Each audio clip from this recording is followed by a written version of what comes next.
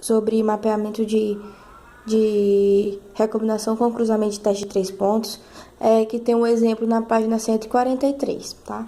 Então vamos lá. Eles cruzaram moscas, certo? Sendo que nessas moscas tinham um gene recessivo, 3 genes recessivos para asas, cerdas e olhos, cor dos olhos. Então, o SC é Scute, SC Equinus e CV Crossvillers, sendo que eles em recessivo apresentam as características. E cruzaram com um tipo selvagem ou dominante, que é o SC+, o SC maisinho e o CV maisinho. Quando ele tiver, não apresenta características, certo? Então, quando eles cruzaram, eles tiveram vários tipos de genótipo, que foi o que tem nessa tabelinha aqui, como se eles tivessem feito um quadro tipo Ney e tiveram esse tipo de resultado. Tu pode olhar a tabela na página, e na página ele colocou também a parte do fenótipo. E eu não coloquei porque não interessa. Enfim, bora lá. Então, a gente teve 8 classes, certo?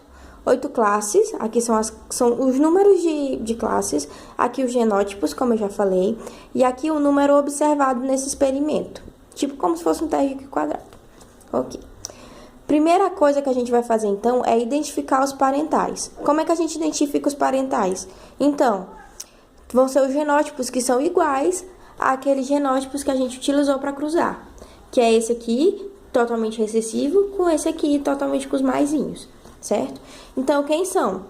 Nessa tabelinha vai ser a classe 1 e a classe 2. Olha como elas são parecidas, é o SC, SCCV aqui na classe 1. E o SC+, SC+, e o CV+, na classe 2. Outra característica que a gente pode identificar uns parentais é que em link gênico, se tu tiver certeza que é link gênico, tu sempre tem quem? Os parentais maiores ou iguais a 51% e os recombinantes menores ou iguais a 49%. Então, se tu for observar o número de observados, a classe 1 e 2 são as que têm os maiores números de ocorrência, certo? Vamos lá, vai dar umas paradinhas porque meu celular tá muito ruim. Então, depois que a gente identifica os parentais, a gente vai determinar a ordem dos genes. Como a gente vai fazer isso?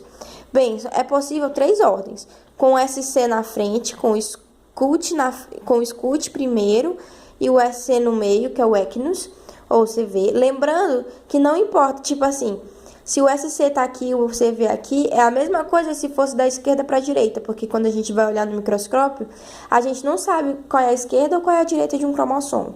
Então, o que importa é o que está no meio, certo? Então, tá. Então, são essas 3 possibilidades de posições dos genes. E como é que a gente vai saber qual é a certa? A gente vai identificar os duplos crossings. Quando a gente faz o teste dos 2 pontos, a gente só considera que no cruzamento só houve um tipo de crossing, um crossing. Só que no teste de 3 pontos, se tu for parar para pensar, tipo, trocando um braço com o outro, já que dão 8 classes, se não houver um duplo crossing, vai haver uma aneuplodia, ou seja, vai ter braço sobrando, braço de cromossomo sobrando. Então tem que haver um duplo crossing, vai ter que tipo ter uma troca recíproca. Acho que é isso, falei tão bonitinho agora. Enfim. Então, o que vai acontecer? Como é que a gente identifica esses duplos crossings? É bem simples. É só analisar na tabela ou nos dados que o professor te der o genótipo que tiver em menor número. E qual é aqui? É a classe 7 e a 8. Percebe que ela só tem 1 e 1, certo? Então, a gente já separou aqui. Para fazer essas questões, eu acho muito importante a gente ter um pouquinho de organização. Eu realmente faço passo a passo, porque senão a gente se confunde. Certo. Então, até agora, eu espero que esteja tudo bem. Qualquer coisa, tu me pergunta. Então, o que a gente vai fazer depois que a gente identificou os duplos crossings, que são as classes 7 e 8? A gente vai comparar com os parentais, que foi o que eu coloquei aqui, ó. A gente comparou o parental com duplo crossing. E como é que a gente vai fazer isso? Vou fazer assim. Ó. Pega esse primeiro aqui. Começou com quem? Com SC. Ui, é meio difícil fazer isso aqui. Começou com SC. Então, a gente compara com quem? Compara com esse aqui, ó, que não tem maisinho. Então, vamos lá. SC, com SC tá certo. CV com CV certo. O SC com SC aqui tá diferente, né? Um tá com mais e um outro tá com nada. Então, a gente já separa.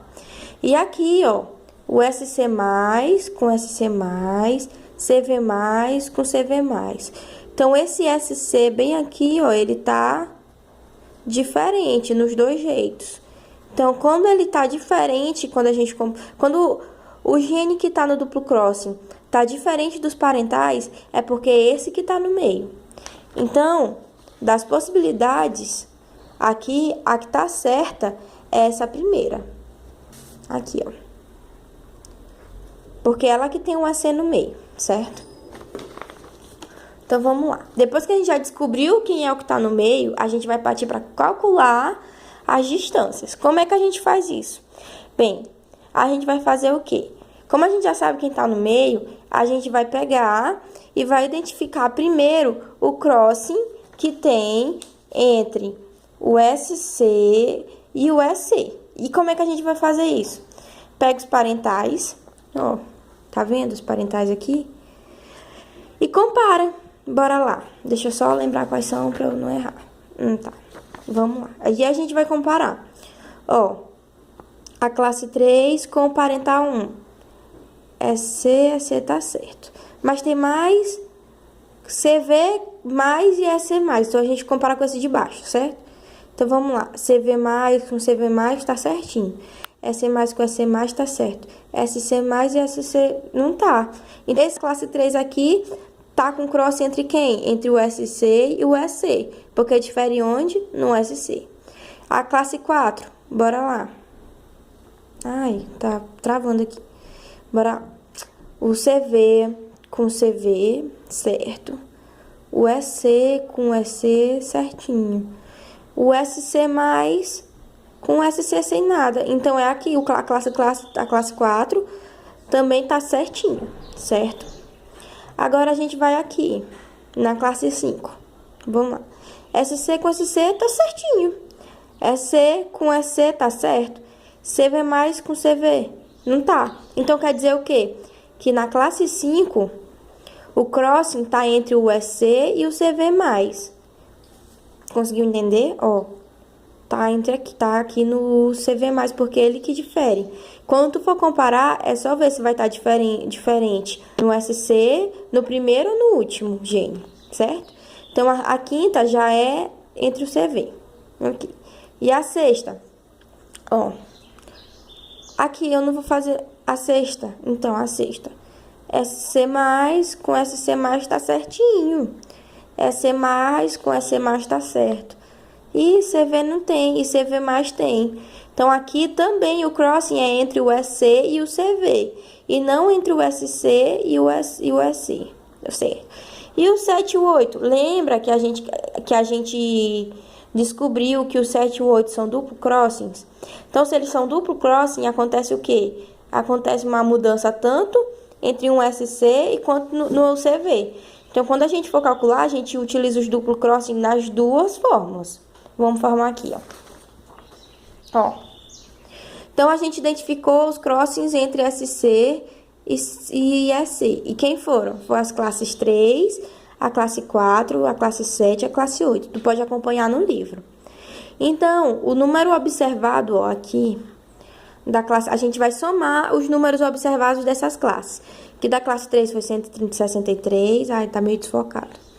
Foi 130, foi 1, mais 1.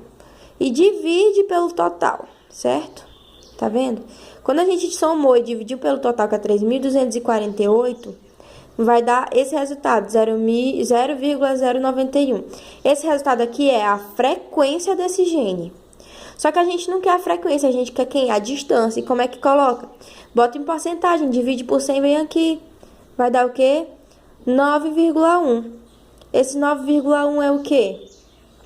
É a distância que tá entre o SC e o SC. Mais tarde eu mostro direitinho. Ó. Aí depois a gente vai identificar o crossing entre SC e CV, que a gente já fez, eu já te mostrei. Então fica quem? A classe 5, classe 6, classe 7 e classe 8 de novo, porque são duplo crossing, aparecem nas duas vezes. Então, a gente soma os números observados das classes e divide pelo total observado. Que nesse caso, a frequência desse gene foi de 0,105. Colocando em porcentagem, fica 10,5.